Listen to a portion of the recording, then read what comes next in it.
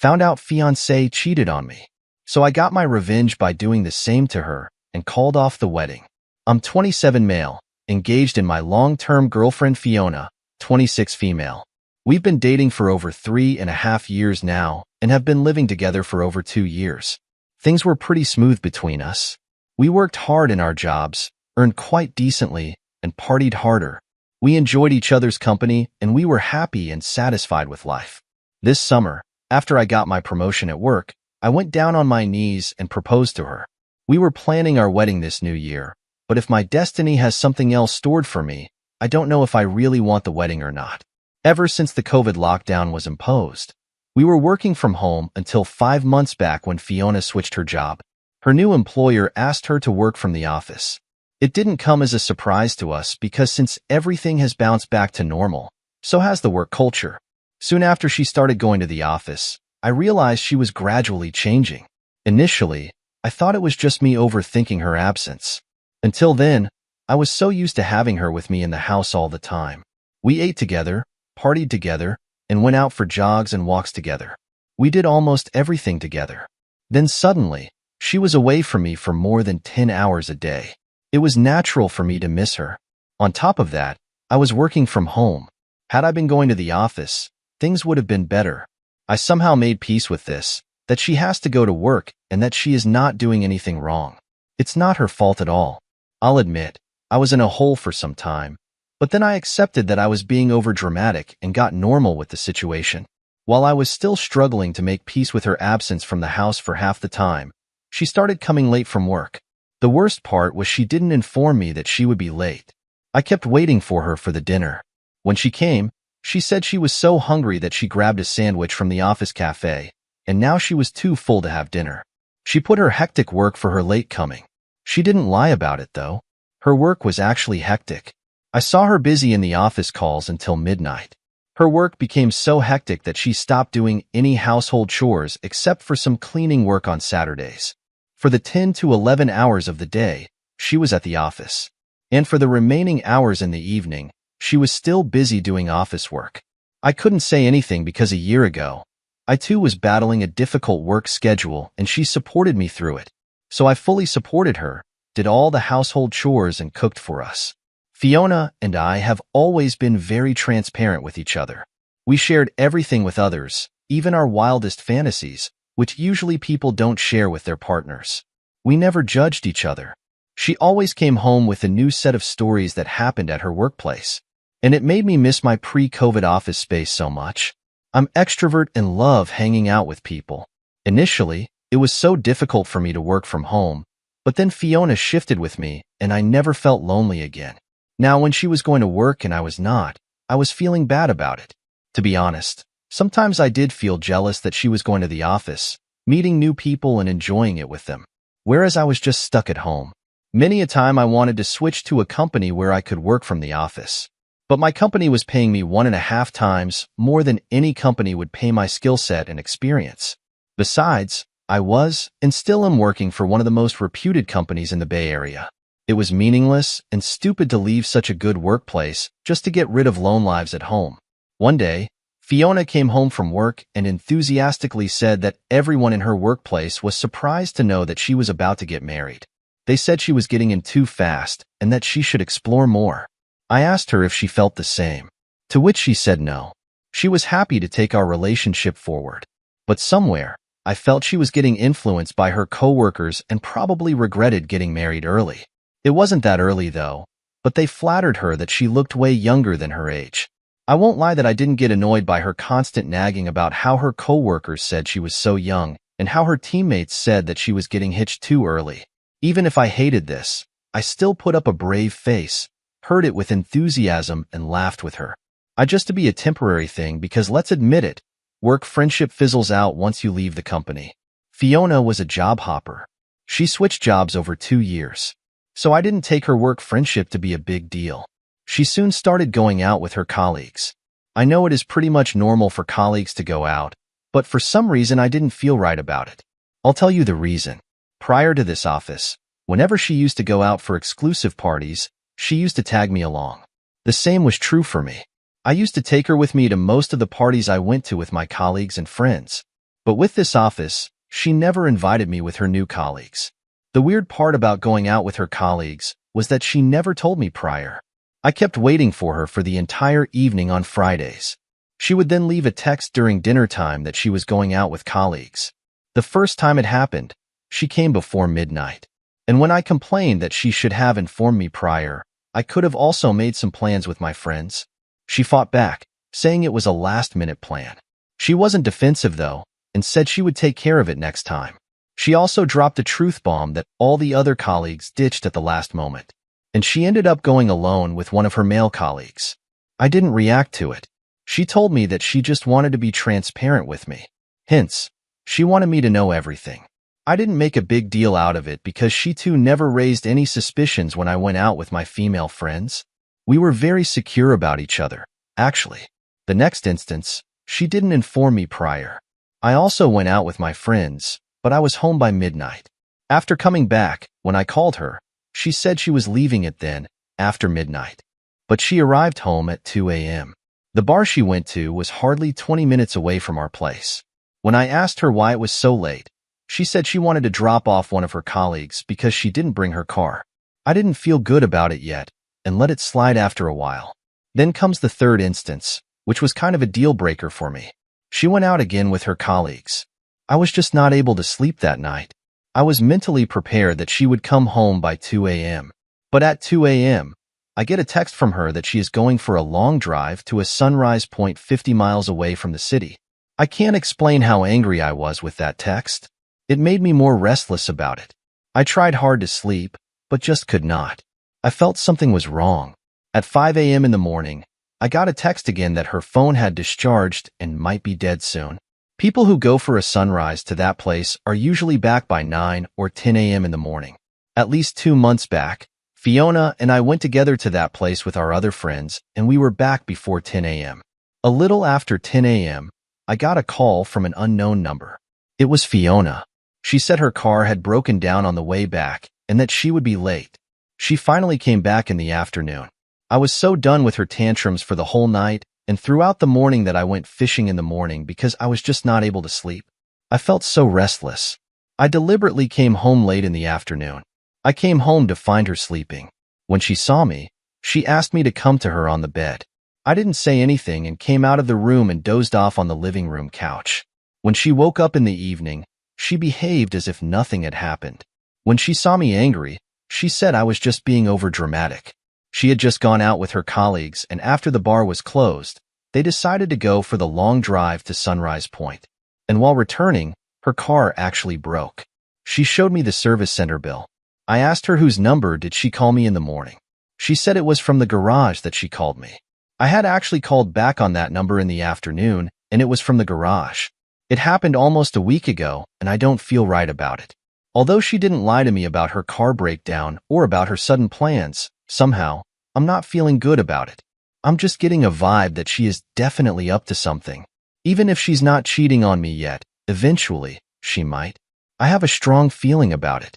I've even confronted her about this and she shrugged it off, saying she would never cheat on me and would never leave me. I discussed this with a friend who knows both of us, and he said that I was reading too much between the lines. Maybe it was just that she was enjoying the company of her new coworker, but it would all fizzle out in some time. Even Fiona said that she was just trying to bond with a coworker, and all of these would soon dry out. So I needed to not be worried about it. My friend even said that I was getting insecure in the relationship and that I was too emotionally dependent on Fiona. I have never been an insecure person, but these instances are making me go crazy. I came here to this space to get some neutral perspective from the strangers. Apologies if the post got too long, but I added the details so that people get a complete perspective of my situation. Are these red flags? Or have I just been jealous that she is enjoying her life while I'm just stuck at home waiting for her? One thing I definitely realized is that I made my life centered around her, which I have to fix. I need to own my happiness. Anyone experienced in similar situations would love to get some advice. Thanks. Update 1. I know my post did not garner a lot of attention, but people who showed concern and gave me some valuable advice. Here's an update. For people to do this thread, it is about my long-term girlfriend cheating on me. And since then, I have stopped thinking about having any future with her. We were supposed to get married this new year. So, as I mentioned, I wasn't feeling very good about Fiona loitering the whole night with her colleagues. The more I got frustrated with her new profound hobby, the more she started going out. All the instances I wrote about, and my last all happened in a span of 1 month. So, you get how frequent was her night out trips. The worst part was when I objected to it. She called me jealous. She advised me to join a company where I could work from the office. She also pacified me, saying she would never leave me. And even if she got distracted, she would come back to me. I asked her if she had already cheated. She said no. I made it clear that cheating was a deal breaker for me. She assured me that she didn't cheat, but also hinted that we both should enjoy our life without thinking too much, and that our relationship is long-term and nothing would come in between. She gave me such a mixed signal when she said her night outs were just temporary distractions. Of late, she was being too protective of her phone. We never used to check each other's phones, so sneaking into her phone was the last thing that came to my mind. I knew her. She was smart. Even if she did anything, she would not leave any evidence on her phone. Despite that, I checked her phone one day when she was in the shower. Although there was no evidence that she was cheating on me, I somehow felt she did cross her line with the way she chatted with her male colleagues. By then, I was adamant about putting an end to the relationship because her gaslighting was draining me. She never admitted her mistake and labeled me as insecure and jealous. Our problem was that she was not giving any time to our relationship. Instead, she was busy partying with her colleagues.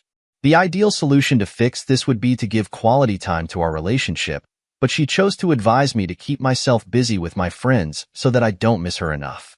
This continued for a while until I put my foot down. I realized that even if she was not cheating on me, we were just not on the same page. Hence, marriage should be off our radar. I also dropped the responsibility of carrying the burden of the relationship alone and started going out more without her. She did feel bad, but she didn't say anything because she had been doing the same with me. I just didn't want to leave her like this. I wanted to hurt her. I wanted to do the exact same thing to her. So I started talking to the women whom I have been ignoring all this while. I started going with them, taking pictures with them, posting on social media, and coming home late every weekend. I didn't hide anything from her and let her see whatever I was doing. There was this woman, let's call her Amy. She was from my last company and used to hit on me when we were working on the same project. We flirted for a while, but nothing panned up then and it fizzled out after a while. This time, I gradually started chatting with her, replying to her stories and asking her out. I somewhere felt I was doing wrong to Amy, but I guess my mind was too fogged to hurt Fiona that I could not stop myself. I just wanted to hurt Fiona in the same way she did to me. After a while, it was evident to her that I was cheating on Fiona, but she said I was doing all this to get back at her. There were instances when I came home with lipstick marks on my neck and shirt collars, but she said that I was just doing this to make her feel jealous. One day, I called Amy home, and although I knew it was time for Fiona to arrive, I kept doing stuff with Amy. I wanted Fiona to see everything. When she saw me with Amy, she started crying but didn't say anything. I told her I knew she too had cheated on me, though I had no evidence. I just shot in the air. Guess what? She admitted to it. She said it was just to experience how it feels to have hookups. I asked her why she didn't tell me about this.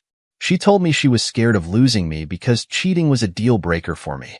We used to share our darkest fantasies with each other, yet she didn't tell me that she wanted to hook up with her colleague. She said I was conservative in the relationship and would have never allowed that. After all these, she had the guts to say that we could have a fresh start, but I called off the wedding and gave her back the ring. She started crying hard and said I had taken my revenge by sleeping with other women, so we were even. I don't know if this is even, but surely our experience and motive was different. She cheated on me for her own pleasure and to experience all those so-called thrills. I cheated on her just to take my revenge. I know it may seem unbelievable, but I didn't enjoy any of the moments I had with any woman. All those times, I just kept thinking of Fiona, that I was doing this just to hurt her. Even on the day when Fiona walked into Amy. The entire time, I was thinking of various ways Fiona would react to seeing us. I know it might sound pathetic, but that is what it is. I don't know if it was love or hatred that wanted to hurt her so badly. After the confrontation, I asked her to move out because the lease agreement was in my name. I would have left if it was rented or not leased. She pleaded with me for a fresh start, but I was done with her. While leaving, she said she would wait for me to cool off. I told her not to because I would not change my mind. It's just been a week. I won't lie. I'm feeling terrible without her, but I'm never going to have her back in my life.